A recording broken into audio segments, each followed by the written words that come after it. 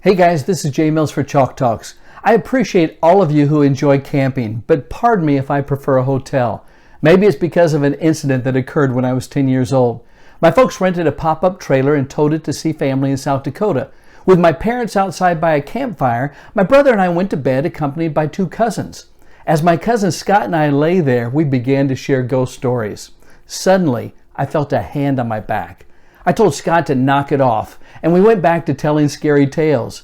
Barely a moment went by when I again felt a hand on my back. Once again, I told Scott to stop, and I held his arm so he couldn't startle me a third time. But what happened next frightened me more. I felt the hand again. When I turned and unzipped the curtain to look outside, there was my dad.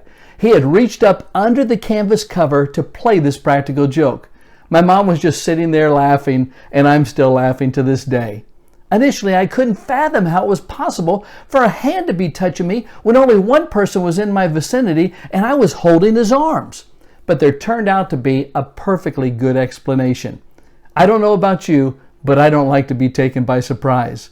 Like a journalist, I want to know who, when, where, why, and how. But that's not how the Lord operates. Now, faith is being sure of what we hope for and certain of what we do not see. Quite frankly, if we had all the answers, we might not do what the Lord asks of us. It's not blind faith we're asked to exhibit. It's faith in a proven commodity. I mean, when Moses stood before Pharaoh, the Lord told him to pick up his staff, which had become a snake, by its tail.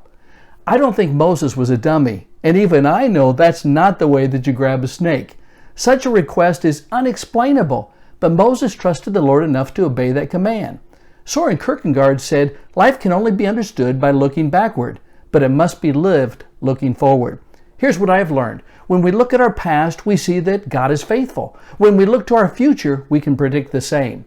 Life has been called the classroom, and the principal lesson we are taught is that we must remain dependent upon Him. Facing the unknown is the proving grounds for the training we have received. We can count on Him 100% of the time. In time, the Lord might reveal the rationale behind what He's called us to do, but faithful disciples know there really is no explanation necessary.